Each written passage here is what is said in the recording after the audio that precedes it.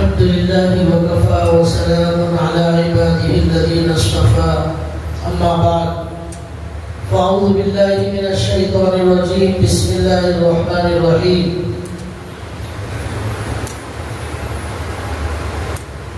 ولا تحسبن الذين قتلوا في سبيل الله أمواتا بل أحياء عند ربهم يرزقون رب اشرح لي صدري ويسر لي أمري واحلل عقدة من لساني يفقهوا قولي سبحانك لا علم لنا إلا ما علمتنا إنك أنت العليم الحكيم اللهم صل على محمد في أول كلامنا اللهم صل على محمد في أوسط كلامنا اللهم صل على محمد في آخر كلامنا صدق الله العظيم.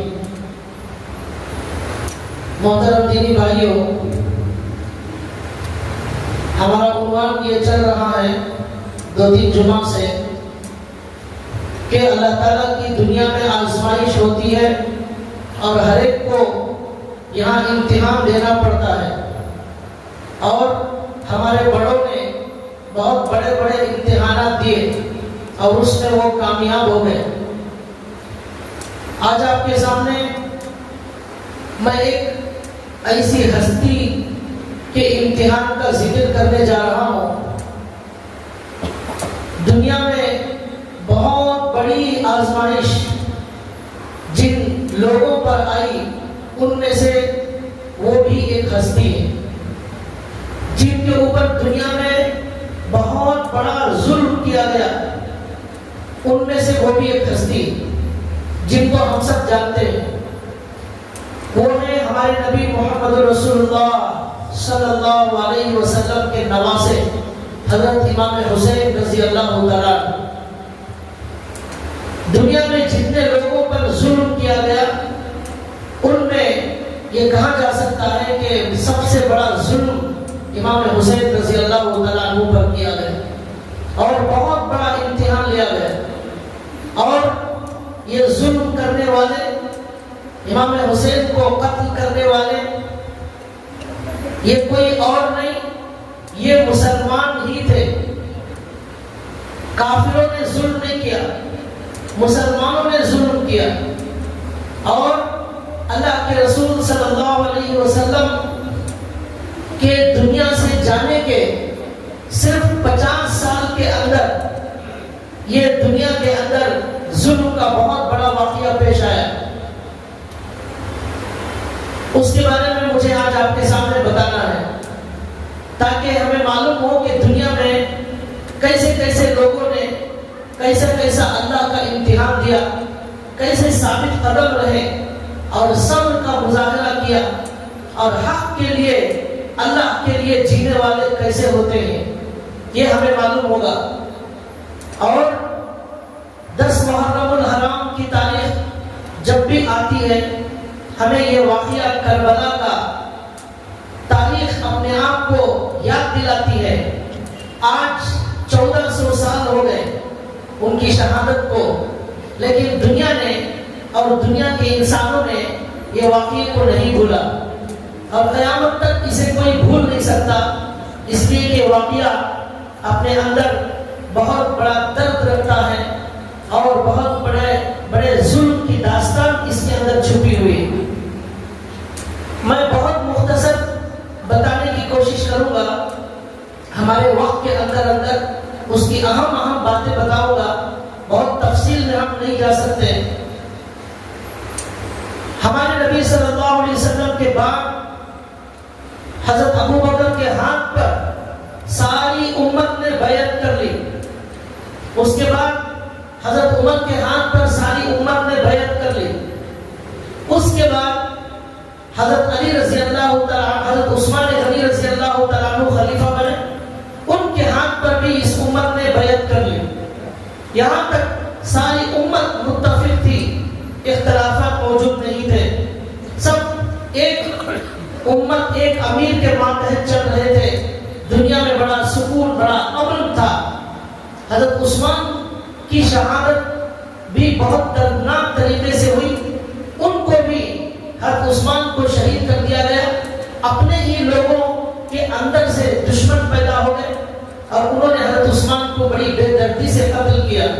اس واقعے میں ہمیں جانا نہیں ہے.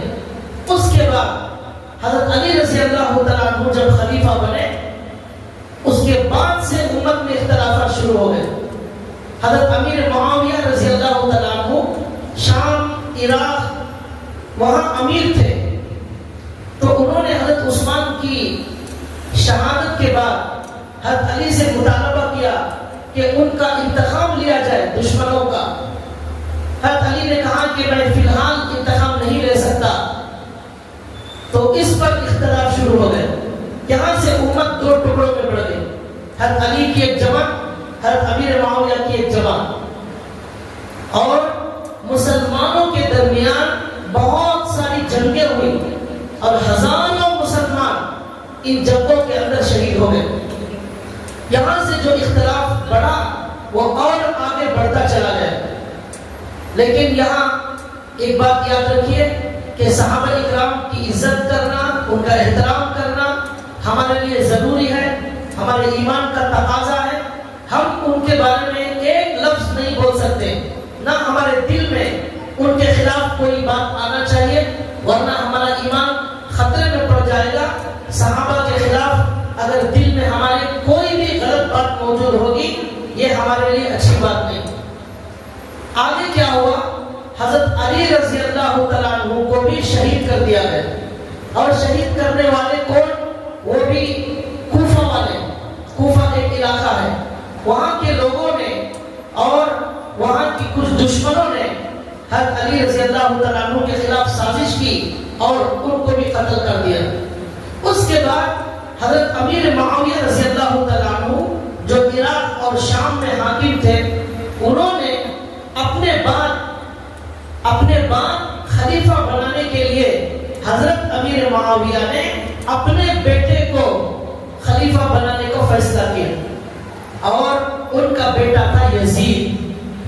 اس کے حالات اچھے نہیں تھے، کوئی نیک انسان نہیں تھا. ایسے انسان کو بنانے کا حضرت امیر معاویہ نے فیصلہ کیا. جب فیصلہ کیا تو وہاں کے جو لوگ تھے عراق اور شام اور مصر وغیرہ کے سارے لوگ متفق ہو گئے.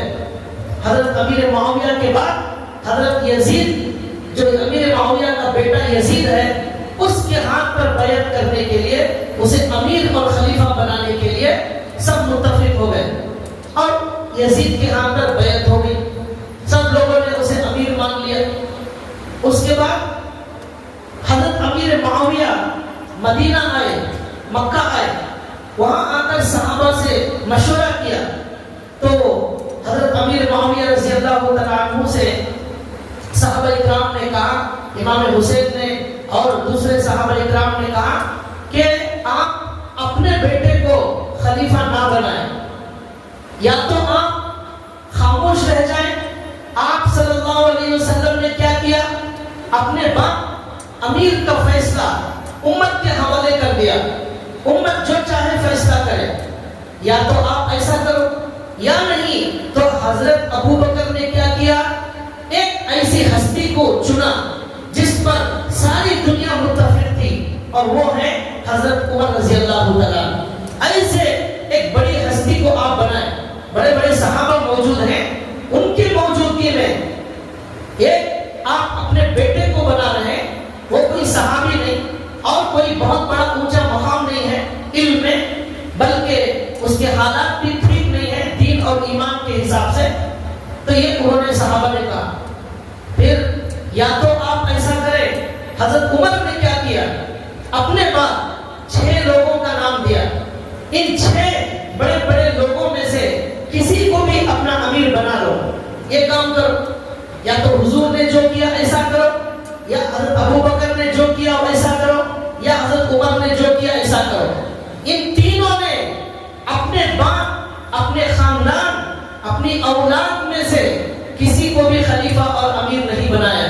حضور کے تو کوئی مرد لڑکا ہی نہیں تھا، لیکن حضرت اللہ کے نبی نے اپنے داماد کو بھی نہیں بنایا، امت کے حوالے کر دیا. حضرت ابو بکر نے بھی اپنے بیٹے کو نہیں بنایا، حضرت عمر نے بھی اپنے بیٹے ان کو خلیفہ نہیں بنایا. آپ بھی اپنے بیٹے کو خلیفہ نہ بنائیں. یہ حضرت امیر معاویہ کو مکے مدینے کے بڑے بڑے صحابہ نے جواب دیا.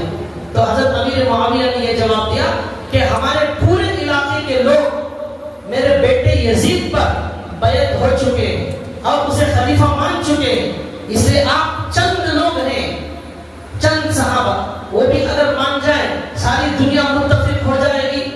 لیکن ان صحابہ نے کہا ہرگز ہم اسے خلیفہ ماننے تیار نہیں ہیں. یہ کہا اما عائشہ رضی اللہ تعالیٰ عنہ سے جا کر حضرت امیر معاویہ نے مشورہ کیا. حضرت امیر معاویہ سے اما عائشہ نے کہا جن صحابہ نے انکار کر دیا ان کے ساتھ اچھا سلوک کرو، ان کے ساتھ نرمی کا معاملہ کرو، ان کے ساتھ لڑائی جھگڑا مت کرو. یہ حضرت اما عائشہ نے کہا. بہرحال حضرت امیر معاویہ یہاں سے چلے گئے اپنے علاقے میں. وہاں جا کر انہوں نے اپنے بیٹے یزید کی خلافت کا اعلان کر دیا. اب جب اعلان کر دیا کچھ دنوں کے بعد حضرت امیر معاویہ رضی اللہ تعالیٰ عنہ کا انتقال ہو گیا. اس کے بعد یزید جو ان کا بیٹا تھا، جو دینی ایمانی حالت اس کی اچھی نہیں تھی، گناہوں کی زندگی تھی، تو ایسے انسان کو امیر بنا دیا گیا. تو صحابہ سے دیکھیے غلطی ہو سکتی ہے اور صحابہ سے گناہ بھی ہو سکتا ہے. صرف نبی ایک ایسی ہستی ہے جس سے گناہ نہیں ہو سکتا. صحابہ سے گناہ بھی ہو سکتا ہے. صحابہ کی گناہوں کا ذکر قرآن میں موجود ہے اور صحابہ نے توبہ کی ہے، اس کا بھی ذکر موجود ہے. لیکن اس کے باوجود ہم تمام صحابہ کا احترام کرتے ہیں. یہاں پر آ کر بہت سارے لوگ امیر معاویہ رضی اللہ تعالیٰ عنہ کو گالیاں دینا شروع کرتے ہیں اور برا بھلا کہنا شروع کرتے ہیں. یہ بالکل ناجائز اور حرام ہے. کسی بھی صحابی کے بارے میں ان کے کسی بھی کام کی وجہ سے ہم کون ہوتے ہیں فتویٰ دینے والے؟ ہمیں کوئی حق نہیں ہے. فیصلہ اللہ کرنے والے ہیں، وہ اللہ کو حق ہے کہ اللہ سوال کرے. ہم کسی کے بارے میں فیصلہ نہیں کر سکتے، ہمیں اپنے اعمال کا جواب دینا. بہرحال یزید نے جب کرسی پر یزید جب بیٹھا، اس نے آرڈر جاری کیا کہ مکے مدینے میں جو اس وقت گورنر تھا، ولید اس کا نام تھا، اس کو خط لکھا کہ میری بیعت پر مجھے امیر ماننے کے لیے جو صحابہ انکار کر رہے ہیں، امام حسین اور عبداللہ بن زبیر، عبداللہ بن عباس، ان صحابہ کرام سے زبردستی بیعت لی جائے اور مجھے امیر ماننے کے لیے مجبور کیا جائے. یہ خط وہاں گیا. اس کے بعد جب وہ خط گیا تو مکے اور مدینے کے جو گورنر تھے انہوں نے ان صحابہ کو بلایا اور بلا کر مشورہ کیا، بات چیت کی. تو ان صحابہ نے منع کر دیا اور کہا کہ ہم کسی بھی قیمت پر یزید پر بیعت کرنے کے لیے تیار نہیں ہیں. ایک نااہل آدمی جو اس کرسی کا اہل نہیں ہے، اس پوری امت کا وہ امیر بن جائے، ایسا نہیں ہو سکتا. یہ وراثت بیٹوں میں اپنے خاندان میں نہیں چل سکتی. یہ امت کا معاملہ ہے. امت کا امیر اور ذمہ دار وہ ہوگا جو اللہ سے زیادہ ڈرنے والا ہوگا، جو متقی پرہیزگار ہوگا. یہ ان صحابہ نے کہا. اب یزید کو وہ خط گیا تو اب یزید نے پھر جو ہے خط لکھا کہ ان کو مجبور کیا جائے اور اگر نہ مانے تو ان سے قتل و قتال کیا جائے. مکے میں حضرت امام حسین مکے سے مدینے سے مکہ چلے گئے تو ایک لشکر کو مدینے کے گورنر نے امام حسین کو قتل کرنے کے لیے بھیجا مکے میں. تو وہاں امام حسین کو قتل کرنے کے لیے ایک لشکر گیا، لیکن بہرحال وہاں پر اس وقت کوئی جنگ نہیں ہوئی. اس کے بعد کیا ہوا، یہ چل رہا تھا سلسلہ.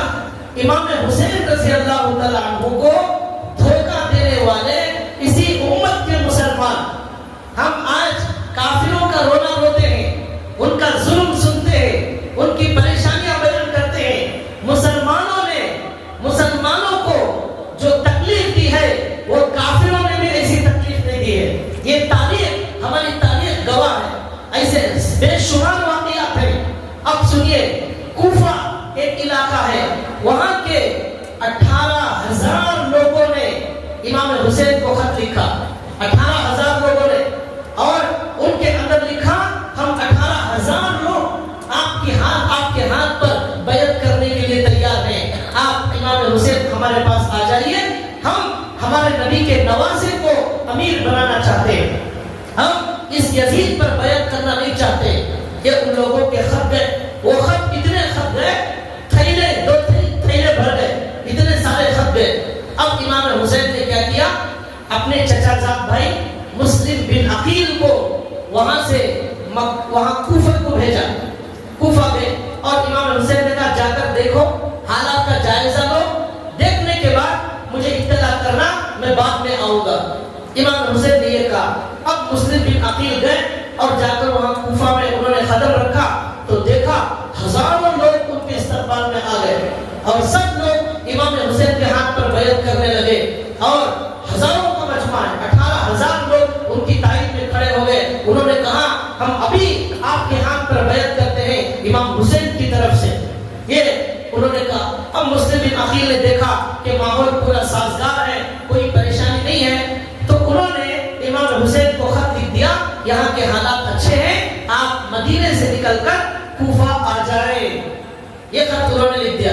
یہ خط جانے کے بعد یزید نے کیا کیا، ایک بہت خطرناک انسان جس کا نام ہے ابن زیاد، بڑا قاتل تھا، ہر وقت قتل کرتا تھا۔ کچھ لوگ دنیا میں ایسے گزرے ہیں جس میں حجاج بن یوسف کا بھی نام آتا ہے، روزانہ جب تک کسی کو قتل نہیں کرتا تھا اسے سکون کی نیند نہیں آتی تھی، ایسا خون خرابہ کرنے والا۔ انہی میں سے ایک ابن زیاد بھی تھا، یزید سے بڑا خبیث تھا وہ ابن زیاد۔ اسی نے امام حسین کی پوری یہ کارروائی انجام دی۔ اس ابن یزید کو اس نے گورنر بنا کر کوفہ کے اندر بھیج دیا۔ اب کوفہ کے اندر یزید کی طرف سے ابن زیاد حاکم اور گورنر بن گیا۔ اب یزید نے کہا کہ امام حسین کو مجبور کرو وہ کسی بھی حال میں میرے ہاتھ پر بیعت کرے۔ یہ ابن زیاد وہاں سے مکے کوفے کا گورنر بن کر آ گیا۔ اب جب وہ آیا تو لوگوں نے امام حسین کو دیکھا نہیں تھا، سمجھا کہ یہی امام حسین آ گئے، اس لیے سب اس کے پیچھے پڑ گئے۔ تو اب رات کا اندھیرا تھا، صبح ہوئی تو صبح اس نے سارے لوگوں میں تقریر کی اور بیان کیا۔ کون؟ ابن زیاد۔ یزید نے اس کو بھیجا تھا کوفہ کا گورنر بنا کر۔ اب کیا ہوا، اس ابن زیاد نے صبح میں اعلان کیا کہ جو بھی میری خلافت اور مجھے امیر نہیں مانے گا میں اسے قتل کر دوں گا، اور جو بھی امام حسین کا ساتھ دے گا، ان کے کسی معاون کی مدد کرے گا، اس کو بھی قتل کر دیا جائے گا۔ کوئی بھی اگر میری مرضی کے خلاف چلے گا اس کو موت کا سامنا کرنا پڑے گا۔ اس کے ڈر سے 18,000 لوگ جو ابھی امام حسین کے ہاتھ پر بیعت کرنے تیار تھے وہ سب کے سب بدل گئے، وہ سب کے سب ڈر گئے۔ ان کے دلوں میں امام حسین کے لیے جگہ تھی، لیکن تلوار کے ڈر نے ان کو حق پر جمے رہنے نہیں دیا۔ بزدلی آ گئی اور ڈر کی وجہ سے انہوں نے اپنے وعدے کی خلاف ورزی کی۔ اب کوئی بھی امام حسین کی مدد کرنے اور ساتھ دینے تیار نہیں تھا، یہاں تک کہ ابن زیاد نے لوگوں کو پکڑ کر مارنا اور قتل کرنا شروع کر دیا۔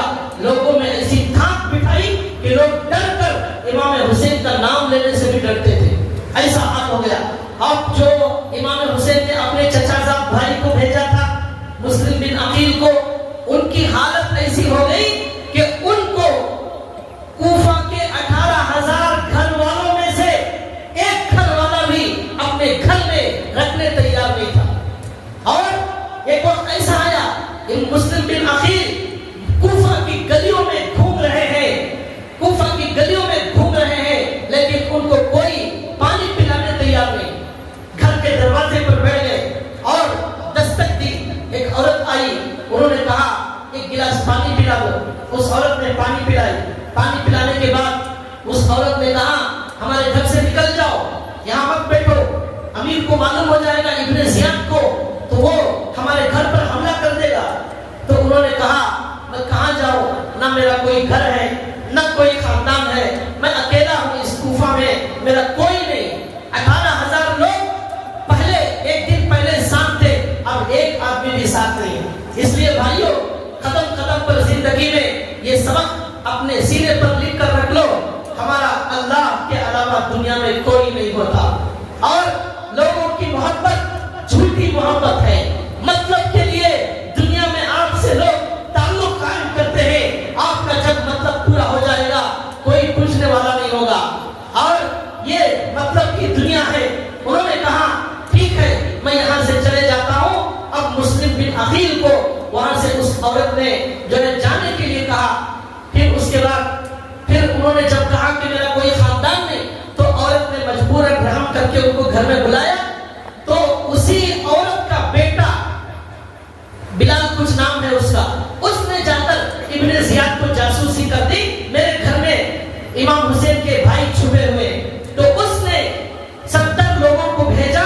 وہ لوگ آئے, اس عورت کے پورے گھر کو آگ لگا دی, اس پورے گھر کو آگ لگا دی اور امام مسلم بن عقیل کو پکڑ کر لے جانے لگے.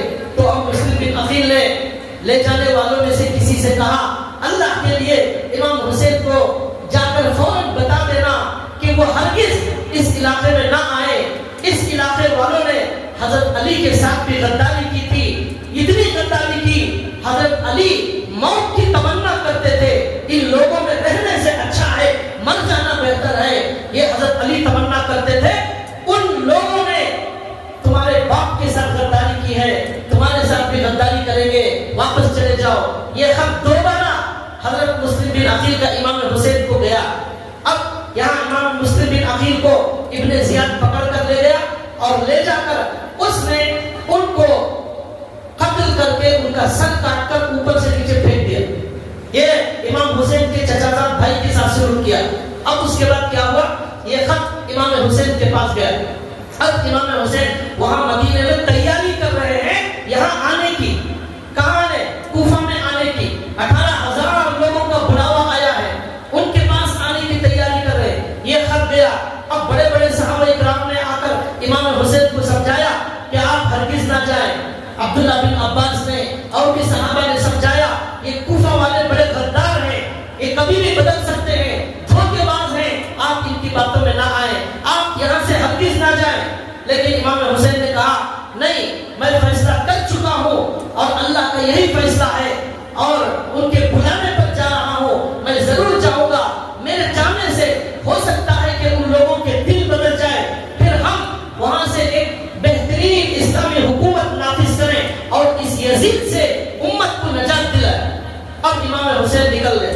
لوگوں نے کہا حضرت جانا ہے, آپ اکیلے چلے جاؤ, کم سے کم عورتوں کو اپنے بچوں کو ساتھ میں نہ لے جائیں, اس لیے کہ آپ ان کا مقابلہ نہیں کر سکتے. لیکن امام حسین اپنی عورتیں, اپنے بہنیں, اپنے بچوں کو ساتھ میں لے کر امام حسین رستے سے نکلے. جب نکلے تو یزید کا خط کوفہ کی گورنر ابن زیاد کو آیا کہ مجھے معلوم ہوا ہے کہ امام حسین مدینے سے نکل چکے ہیں, راستے میں ان کو روک کر اسی میدان میں ان کو مجبور کر دیا جائے اور ان کو قتل کر دیا جائے. ان سے جنگ کرنے کا آرڈر یزید کی طرف سے آ گیا. اب ابن زیاد نے اپنے کسی کمانڈر کو ذمہ دار بنایا, 1000 کا لشکر امام حسین سے مقابلے کے لیے بھیجا. امام حسین کے لیے مقابلے کے لیے 1000 کا لشکر یہاں سے نکل کر آیا. وہ کربلا کا میدان جو مشہور ہے وہی کربلا کا میدان ہے جس میں امام حسین اور یہاں سے کوفہ کے غداروں کی, مسلمانوں کی جنگ ہوئی. اب یہ 1000 کا لشکر, امام حسین جب مدینے سے نکلے تو کئی سو آدمی تھے. امام حسین جب نکلے درمیان میں معلوم ہوا کہ لشکر ہمارے سے مقابلہ کرنے کے لیے تیار ہے, تو امام حسین نے لوگوں میں بیان کیا اور کہا جو بھی یہاں سے واپس جانا چاہتا ہے وہ واپس چلا جائے. میں کسی کو زبردستی نہیں کرنا چاہتا, لیکن میرا فیصلہ ہے میں آگے جاؤں گا. بہت سارے لوگ چلے گئے. اب صرف 70 پر 2 آدمی امام حسین کے ساتھ موجود تھے جو ان کے خاندان کے, ہمارے نبی کے خاندان کے اور مکہ مدینے کے مضبوط ایمان والے تھے. ان کے بچے, بیوی, بہن, پھوپھی یہ سب موجود تھے. اب امام حسین وہاں سے نکلے اور امام حسین رضی اللہ تعالیٰ عنہ کو کئی لوگوں نے سمجھایا, لیکن انہوں نے ان کی بات ماننے سے انکار کر دیا اور کہا اللہ کا یہی فیصلہ ہے اور میں ضرور جاؤں گا. اب امام حسین وہاں سے نکل کر راستے میں یہاں کربلا میں آ گئے. اب ابن زیاد جو کوفہ کا گورنر تھا, جس نے جو یزید نے اسے گورنر بنایا تھا, اس نے اس 1000 کی فوج کے کمانڈر کو خط لکھا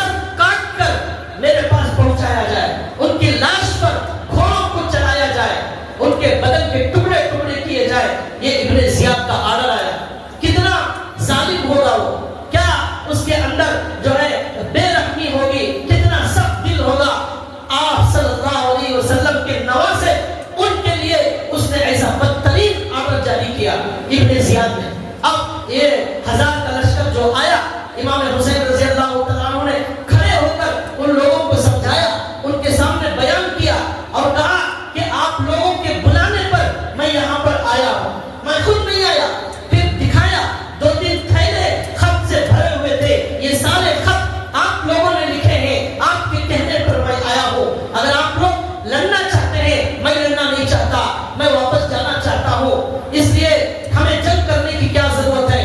لیکن فوج نے ماننے سے انکار کر دیا، یا تو آپ جا کر ابن زیاد سے ملاقات کریں، یا یزید کے ہاتھ پر بیعت کریں، یا جنگ کریں، اس کے علاوہ کوئی صورت نہیں ہے، یہ انہوں نے کہا۔ اور اس کے بعد امام حسین رضی اللہ تعالیٰ عنہ نے دیکھا کہ ان پر پانی بند کر دیا گیا ہے، ان کی بیوی بچے معصوم چھوٹے بچے بھی تھے، وہ 70 لوگ پانی کے لیے تڑپنے اور ترستے لگے کربلا کے میدان میں۔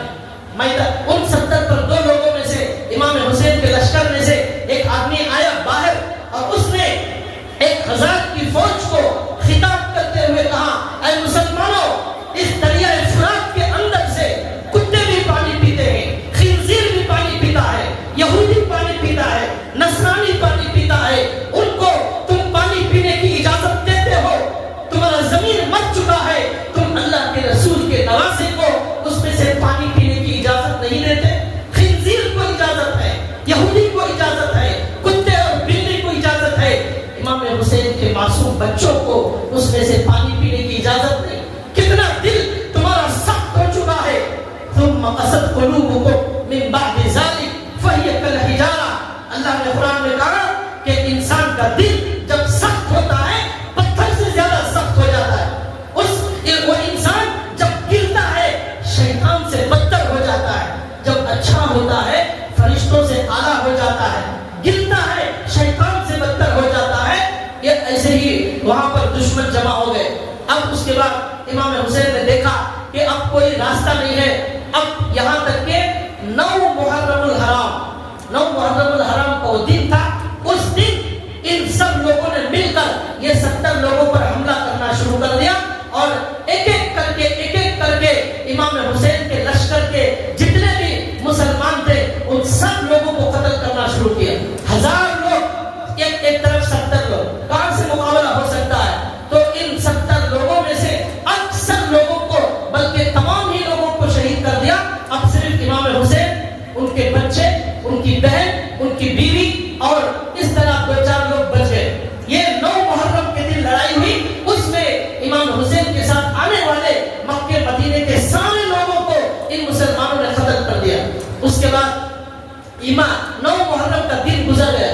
9 محرم کا دن گزرنے کے بعد جو رات آئی، اس رات میں امام حسین نے کہا مجھے آج کی رات مہلت دی جائے، میں آج ایک رات میرے اللہ کی عبادت کرنا چاہتا ہوں، میں اللہ کے سامنے گڑ گڑانا اور توبہ کرنا چاہتا ہوں۔ آپ لوگ اگر لڑنا چاہتے ہیں 10 محرم صبح میں لڑائی ہوگی، ایک رات کی مجھے مہلت دی جائے۔ چنانچہ ان کو ایک رات کی مہلت دی گئی، وہ 9 محرم کی رات تھی۔ اس 9 محرم کی رات میں ان کو مہلت دی گئی۔ امام حسین اپنا مسلح بچھا کر عبادت کے اندر مصروف ہو گئے اور اللہ سے معافی مانگنے لگے، توبہ استغفار کے اندر مصروف ہو گئے، اور پوری رات اپنے گناہوں سے معافی مانگنے لگے، اور اس طرح پوری رات عبادت میں گزاری۔ صبح میں اٹھ کر اپنی بہن سے کہا، اپنی بیوی سے کہا، یاد رکھو میں نے خواب میں میرے رسول صلی اللہ علیہ وسلم میرے نانک کو دیکھا ہے، انہوں نے کہا ہے اے حسین تم میرے پاس بہت جلد آنے والے ہو، اس لیے اے میری بہن میرے مرنے کے بعد چیخ کر مت رونا، سینہ مت پیٹنا، اور الٹی سیدھی زبان مت استعمال کرنا، صبر کرنا، اللہ ہمیں اس کا بہترین صلہ دینے والا ہے۔ ہم کسی قیمت پر ان دشمنوں کے سامنے جھکنے والے نہیں ہیں، ہم جان دے سکتے ہیں لیکن ہم جھک نہیں سکتے۔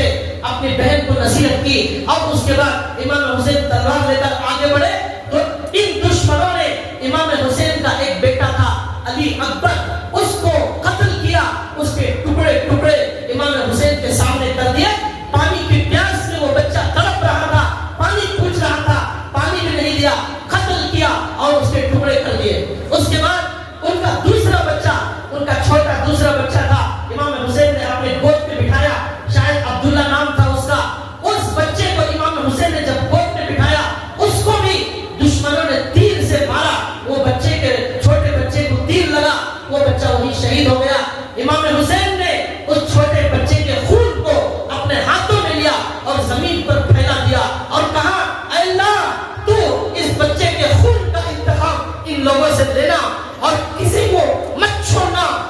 मासूम बच्चे का कोई कसूर नहीं है, इसकी कोई गलती नहीं है, ये इमाम हुसैन ने कहा। उसके बाद इमाम हुसैन को सख्त प्यास लगी। इमाम हुसैन उस वक्त उनको भी कई तीर लग चुके थे, वो उसी हाल में पानी पीने के लिए पानी की तरफ जब बढ़ने लगे, एक तीर आया उनके गले में लग गया और उनका पूरा मुंह लहूलुहान हो गया। पानी प्यास नहीं बुझा सका, खून से उनकी प्यास बुझने लगी। ये उनका हाल कर दिया। अब इमाम हुसैन अकेले कोई नहीं है, सब खत्म कर दिए। कुछ औरतें बची हैं, अकेले शेर की तरह तलवार लेकर जिस मजमे की तरफ जाते हैं, सौफों का मजमा पीछे भाग जाता है। कोई इमाम हुसैन के आगे लड़ने तैयार नहीं है। सब चाहते हैं ये गुनाह मेरे से ना हो जाए, ये गुनाह मेरे से ना हो जाए। हुजूर को क्या जवाब दिया जाएगा, डर कर पीछे भाग रहे थे, कोई सामने आने तैयार नहीं था। यहाँ तक कि इमाम हुसैन अकेले ने कई लोगों को, वो इमाम हुसैन ने अपनी तलवार से कत्ल किया। इसके जब उसने देखा उनके कमांडर ने कोई इमाम हुसैन पर हिम्मत नहीं कर रहा है कत्ल करने की, तो सब लोगों को कहा मिलकर हमला करो। सब लोगों ने मिलकर इमाम हुसैन पर हमला कर दिया और इमाम हुसैन रज़ी अल्लाह तआला अन्हु उस वक्त जब शहीद होने से पहले आखिरी वक्त में उन्होंने अल्लाह की तरफ देखकर कहा, अल्लाह मैं आपकी तारीफ करता हूँ, अल्लाह मैं आपका शुक्र अदा करता हूँ, अल्लाह आपने हमें ईमान दिया, आपने हमें इस्लाम दिया, आपने हमें कुरान दिया, आपने हमें आंखें दी, आपने हमें दिल दिया। अल्लाह मैं कोई शिकवा नहीं करता, मैं कोई शिकायत नहीं करता, अल्लाह आप हमारे से राजी हो जाइए। इतना बड़ा जुल्म, इतना बड़ा इंतकाम, इतनी बड़ी मुसीबत, लेकिन जबान पर मरने से पहले भी जबान पर कोई नाशुक्री का कलमा नहीं, शुक्र ही शुक्र था, अल्लाह की तारीफ थी। हमारी जबानों पर भाइयों हमेशा नाशुक्री होती है। इमाम हुसैन आखिरी वक्त में भी अल्लाह का शुक्र अदा करने लगे और कहने लगे, मेरे नाना ने मुझे ख्वाब में बताया है कि मैं बहुत जल्द उनसे मिलने वाला हूँ। ये उन्होंने कहा। अचानक लोगों ने हमला किया और सब लोगों ने इमाम हुसैन को शहीद कर दिया। अब जब शहीद होकर गिरे तो उस कमांडर खबीस ने ये कहा, इमाम हुसैन का सर काट कर उसको इब्ने जियाद के दरबार में पहुंचाया जाए। तो एक बदबख्त ने आकर उनके सर को काटा और उसको एक नेज़े में लगा लिया और लगाकर इमाम हुसैन के सर को इस तरह उठा लिया। और उसके बाद उस कमांडर ने कहा, इब्ने जियाद का हुक्म यह है उनकी लाश पर घोड़ों को दौड़ाया जाए, उनकी लाश पर घोड़ों को दौड़ाया जाए। कुछ शैतानों ने उनकी लाश पर घोड़ों को दौड़ाया, घोड़ों ने उनकी लाश को रोंदा। ये जो है मंजर, आसमान और जमीन भी देखकर रोने लगे, आसमान और जमीन को भी रोना आ गया। लिखा है तारीख के अंदर 2 महीने तक, उसके बाद जब सूरज निकलता था सुबह में बिल्कुल लाल कलर का सूरज निकलता था, जमीन लाल हो जाती थी, दीवारें लाल हो जाती थी, पूरे मकानात लाल हो जाते थे। गोया के दीवारों पर खून उड़ा दिया गया है, जमीन पर खून उड़ा दिया गया है और पहाड़ों पर खून बिछा दिया गया है। हर तरफ सूरज की रोशनी खून की तरफ फैलती थी।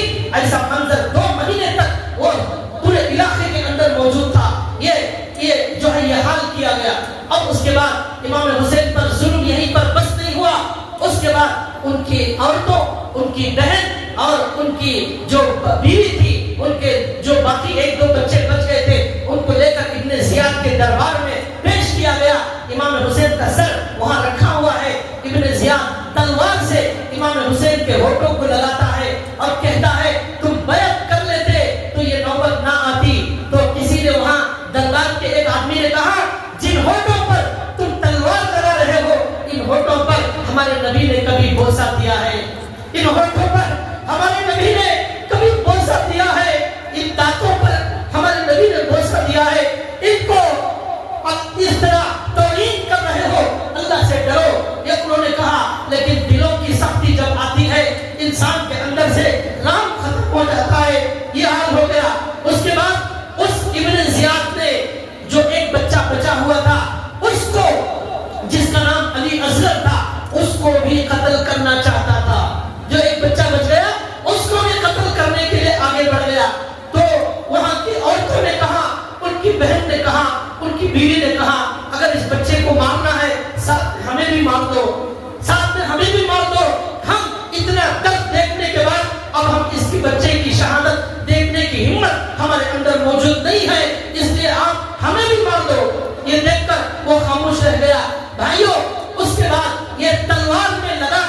جن کا سر کوفہ کے بازاروں میں گھمایا گیا. کس کا؟ امام حسین کا. یہ ہے دنیا کی محبت، یہ ہے دنیا کی وفاداری، یہ ہے اپنوں کی غداری، یہ تاریخ ہے اپنوں کی غداری کی. بھائیو، اس لیے دنیا میں کبھی کسی پر بھروسہ مت کرنا، بھروسہ صرف اللہ پر کرنا. کوئی کچھ بھی کہے، ہمارا بھروسہ صرف اللہ پر ہوگا. اللہ ہی ہمارا مددگار، اللہ ہی ہمارا سہارا. ہر امتحان میں امام حسین کی طرح ثابت قدم رہنا. بازاروں میں امام حسین کے سر کو گھمایا گیا. یہ سر یزید کے دربار میں گیا، یزید کے دربار میں گیا. یزید نے بھی پھر ان کے امام حسین کو تلوار سے ان کے ہونٹوں پر تلوار لگائی. وہاں بھی کسی نے کہا ان ہونٹوں پر ہمارے نبی کبھی بوسہ دیا کرتے تھے. اللہ سے ڈرو، اللہ سے ڈرو. اس کے بعد یہ سارے قافلے کو، ان کی بیوی اور ان کے بہن بچوں کو مدینے کو واپس بھیج دیا گیا. جب مدینے کو یہ قافلہ گیا، مدینے کی ہر عورت رونے لگی، ہر مرد رونے لگا، ہر بچہ، ہر بوڑھا رونے لگا کہ جاتے ہوئے کئی سو لوگوں کا قافلہ تھا، اب آتے ہوئے صرف امام حسین کی بیوی اور بہن اور دو بچے واپس آ رہے ہیں. حضرت ابن عباس رضی اللہ تعالیٰ عنہ نے کہا میں نے خواب میں اللہ کے رسول صلی اللہ علیہ وسلم کو دیکھا. اللہ کے رسول کے ہاتھ میں خون کی بوتل ہے. میں نے پوچھا یا رسول اللہ یہ کیا ہے؟ حضرت رسول اللہ صلی اللہ علیہ وسلم نے کہا یہ امام حسین کا خون ہے. کل قیامت کے دن میں اللہ کے سامنے پیش کروں گا اور کہوں گا اللہ مجھے انصاف دلایا جائے، مجھے انصاف دلایا جائے. میرے نواسے نے کیا ظلم کیا تھا، میرے نواسے نے کیا ظلم کیا تھا، کیا بگاڑا تھا اس امت کا، اس امت کو ہمارے نبی صلی اللہ علیہ وسلم نے ایمان دیا، کلمہ دیا، قرآن دیا، جنت کا راستہ بتایا، جہنم سے بچایا اور پیٹ پر پتھر باندھے. ہمارے نبی نے بستر استعمال نہیں کیا، 2 مہینے تک فاقہ کیا. اس نبی کے نواسے کو اس طرح روندا گیا، سب کو کاٹا گیا، گھوڑے سے لاش کو روندا گیا، پانی کے لیے تڑپایا گیا، بچے کو تیر مار کر ہلاک کیا گیا. ہمارے نبی نے کہا یہ میرے ہاتھ میں بوتل ہے، اس بوتل کو، خون کو اللہ کے دربار میں پیش کروں گا اور اللہ میرا انصاف کریں گے. حضرت ابن عباس نے خواب میں دیکھا، ام سلمہ رضی اللہ تعالیٰ عنہا نے خواب میں دیکھا ہمارے رسول صلی اللہ علیہ وسلم خواب میں آئے ہیں.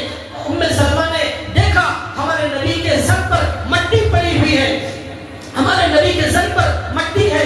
ام سلمہ نے پوچھا یا رسول اللہ یہ مٹی کیا ہے؟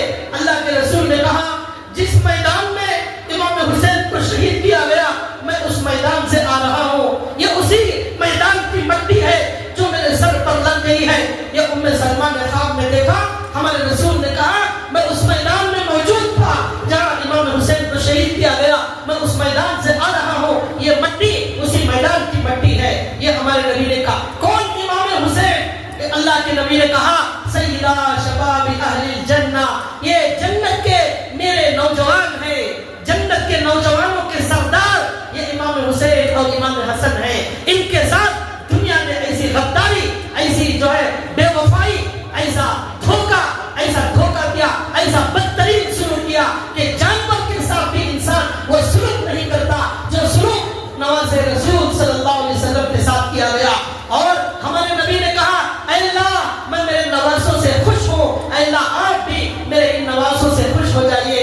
یہ وہ نواسے ہیں ہمارے نبی ممبر پر خطبہ دیتے ہیں، یہ نواسے آ جاتے ہیں ہمارے نبی ممبر سے اترتے ہیں، ان کو گود میں اٹھا لیتے ہیں. یہ وہ ہیں ان کے ہونٹوں پر ہمارے نبی بوسہ دیتے ہیں، یہ ان کا مقام ہے. لیکن ان کے ساتھ ایسا بدترین سلوک کیا گیا، ایسا ظلم، یہ ظلم نہ زمین برداشت کر سکی، نہ آسمان برداشت کر سکا، نہ سورج برداشت کر سکا. اور جو ہے اللہ تبارک و تعالیٰ نے یہ عجیب و غریب واقعہ دنیا کے اندر امام حسین کا ہوا. جو ہے امام حسین کی زندگی سے ہمیں یہ سبق ملتا ہے کہ وہ صرف اللہ کے لیے جیتے تھے، صرف اللہ کے لیے مرتے تھے اور آخری سانس تک ہمیشہ حق کا ساتھ دیتے تھے. جب کوفہ کے گورنر نے امام حسین کے پاس کمانڈروں کو بھیجا تو اس میں سے ایک آدمی نے کہا سارے لوگوں کو حکومت نے پیسے دے کر خرید لیا ہے، تھیلے بھر کر مسلمانوں کو پیسے دیے ہیں. یہ مسلمان پیسوں کے لیے کبھی بھی اپنے ایمان کو بیچ دیتا ہے. اس ایمان کی کوئی اہمیت ہمارے اندر موجود نہیں. یہ تاریخ کے اندر ایسے واقعات پیش آئے گیدڑ کی 100 سالہ زندگی سے بہتر ہے نہ حق جینے سے حق کے ساتھ جیو اور اللہ کے لیے جیو، اللہ کے لیے مرو، ہر امتحان میں ثابت قدم رکھو۔ یہ امام حسین نے ہمیں سبق دیا۔ 10 کربلا 10 محرم کے دن یہ شہادت کا واقعہ پیش آیا۔ امام حسین کی سیرت، ان کے اخلاق، ان کے اعلیٰ صفات اللہ ہمارے اندر بھی پیدا فرمائے، ہمارے اندر اللہ کے رسول کے خاندان کی محبت پیدا فرمائے۔ بھائیوں، آخری میں ایک بات یہ بتانا ہے کہ 10 محرم کے دن کوئی بھی بدعت کا کام کرنا، ناجائز کام کرنا، قرآن اور حدیث کے کوئی بھی خلاف کام کرنا، ناچنا، ماتم کرنا اور ڈھول بجانا، یہ سب اسلام میں حرام اور حرام ہے۔ امام حسین نے آخری وقت میں اپنی بہن سے کہا، میرے مرنے کے بعد چیخنا، سینہ پیٹنا، یہ سب کرنے کی اجازت نہیں، ماتم کی اجازت نہیں، ماتم شریعت میں نہیں ہے۔